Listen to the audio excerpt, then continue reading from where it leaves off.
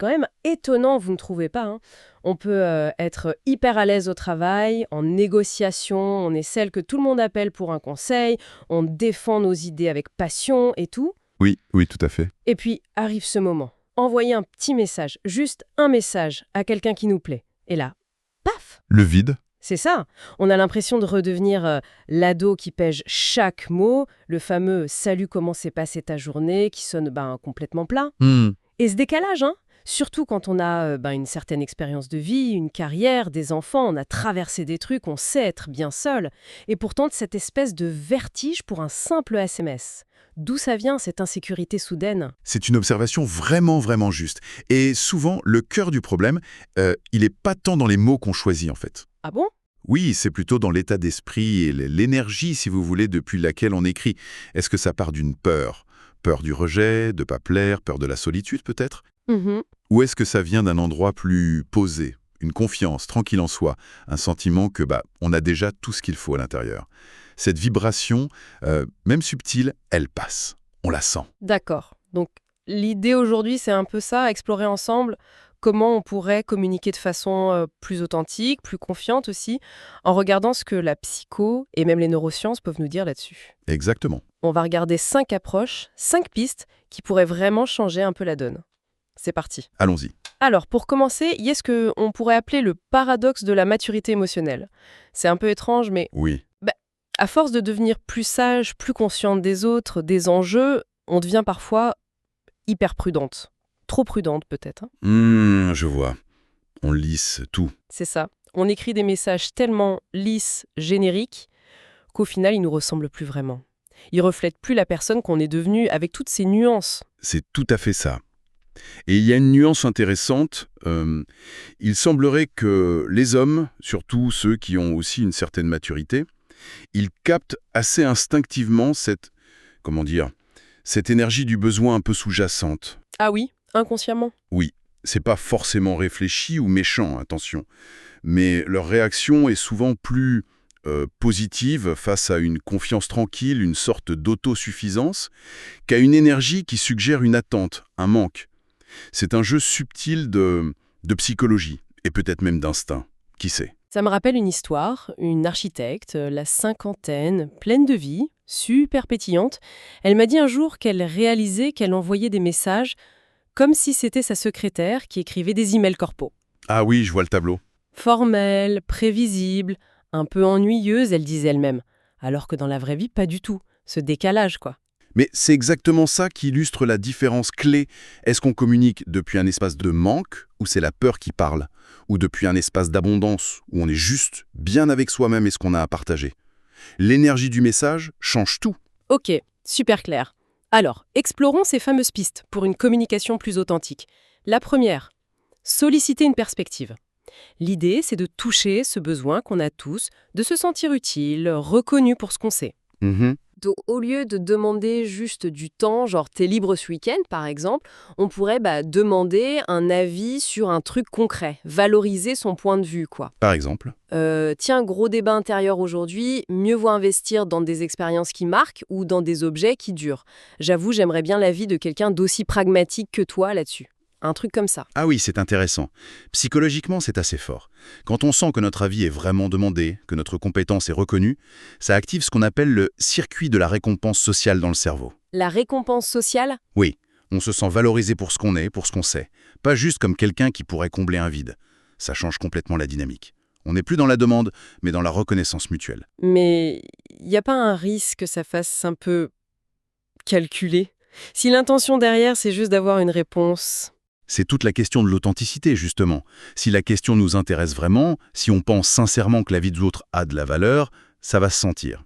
Si c'est juste une tactique, l'autre risque de le capter aussi, hein. C'est moins une technique qu'un état d'esprit.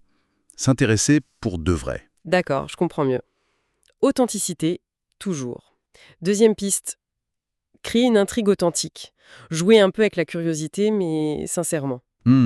Intriguant. L'idée, ce serait d'ouvrir une petite boucle, mais basée sur une vraie observation, une vraie pensée. Pas un jeu tordu, par exemple. Oui. Tiens, j'ai réalisé un truc assez marrant, intéressant sur toi, cet après-midi, en repensant à notre dernière discussion. C'est le genre de choses qui se racontent mieux de vive voix, pas par message. Ah oui, notre cerveau, il est un peu fait comme ça, il aime pas les histoires en suspens, il veut savoir la fin. C'est un peu l'effet Zeigarnik, le besoin de clôture. L'effet Zaï... Quoi? Zeigarnik. En gros, on retient vieux les tâches inachevées. Mais là encore, la clé absolue, c'est l'authenticité. Ça doit venir d'une vraie réflexion, d'une observation sincère. Ça demande d'être présente à l'autre, d'avoir vraiment écouté avant. Sinon, ça tombe à plat, ça devient manipulateur. D'accord, donc ça demande d'être vraiment attentive en fait. Très bien. Troisième piste que je trouve assez belle personnellement. Montrer une pensée spontanée. Ah, Partager un petit moment où l'autre nous est venu à l'esprit. Comme ça, naturellement. Créer un lien inattendu. oui, c'est très fort ça. Par exemple, j'étais en train de choisir un vin pour dîner et je suis tombée sur celui dont tu m'avais parlé. Tu sais, ton histoire incroyable avec le vendeur.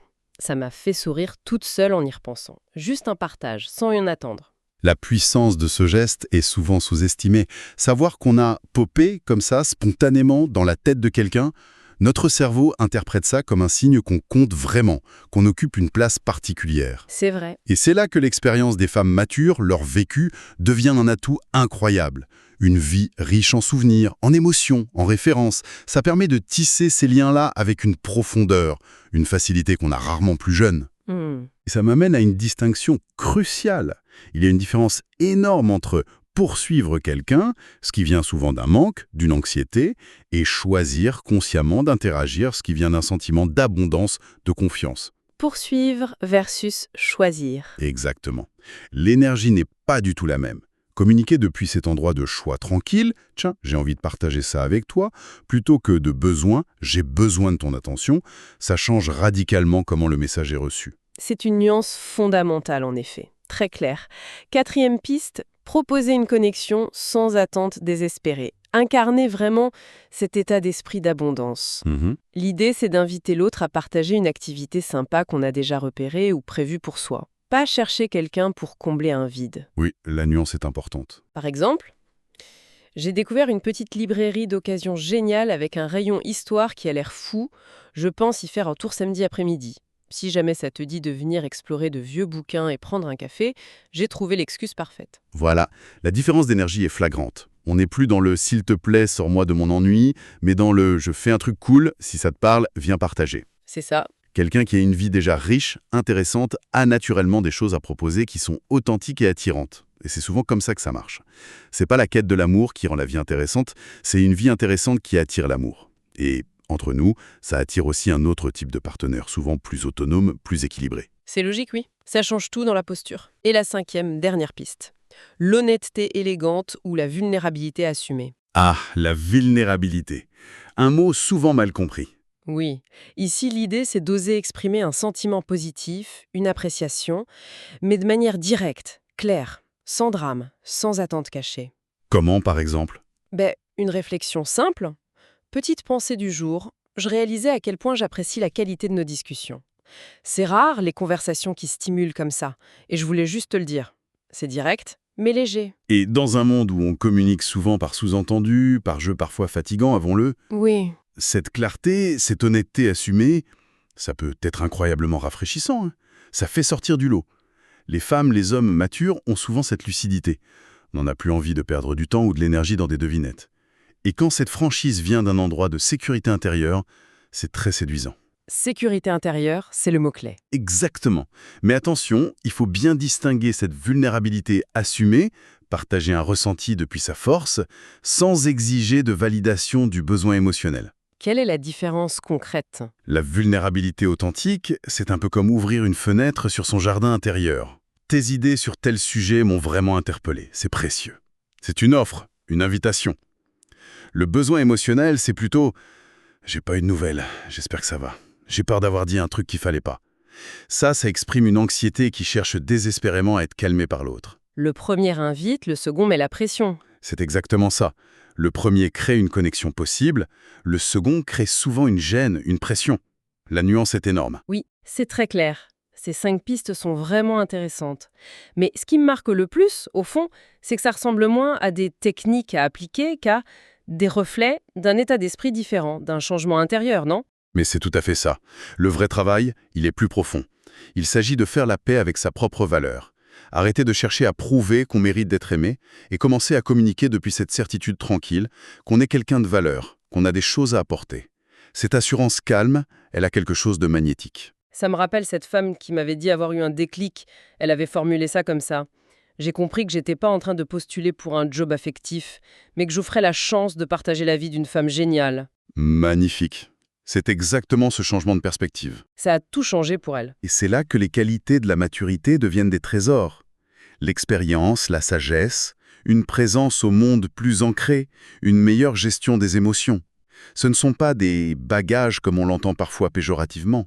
Non, au contraire. Ce sont des richesses immenses. Et très souvent, c'est exactement ça que recherchent des partenaires eux-mêmes matures, qui veulent une relation profonde, équilibrée.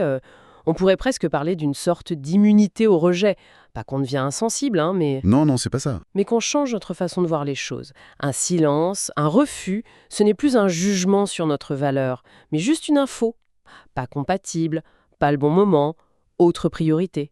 Et bizarrement, communiquer depuis cet endroit moins dépendant du résultat, ça attire souvent des réactions plus positives. C'est le paradoxe, oui. Et il y a aussi ce qu'on appelle l'effet miroir émotionnel.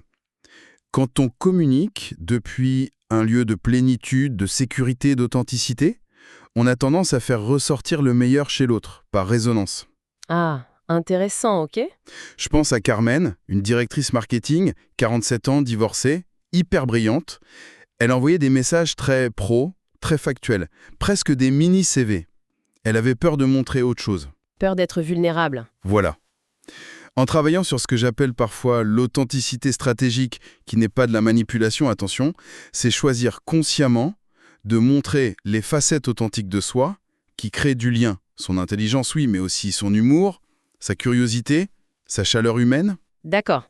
Eh bien, non seulement elle a eu plus de réponses, mais la qualité des conversations a changé. Et le type d'homme qu'elle attirait aussi. Il n'était plus intimidé par son statut, mais intrigué par elle, par la personne. C'est une distinction hyper importante.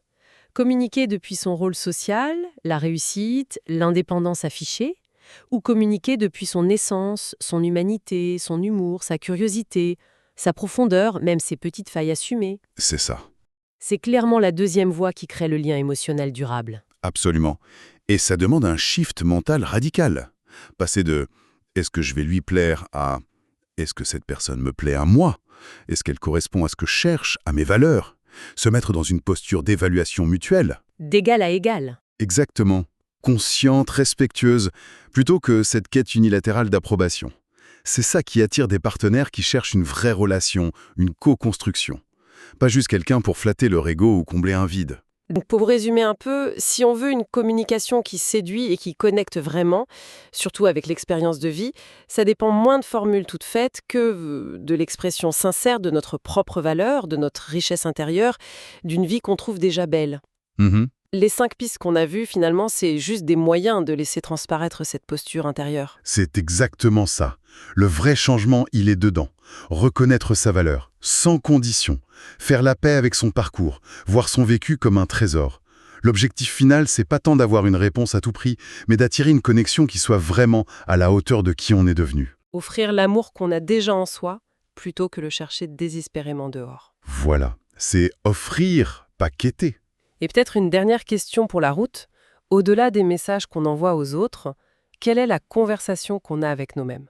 Comment on passe de cette attente un peu passive, être choisi, à cette posture active de choisir consciemment? Vaste question. Et comment on cultive cette richesse intérieure, cette vie pleine, pour qu'elle rayonne naturellement dans toutes nos interactions, bien au-delà de la séduction? De belles pistes de réflexion. Oui. En tout cas, si ces pensées résonnent, si ça touche quelque chose pour vous qui nous écoutez, n'hésitez pas à nous suivre pour continuer l'exploration ensemble. D'ici là, prenez bien soin de cette richesse que vous portez.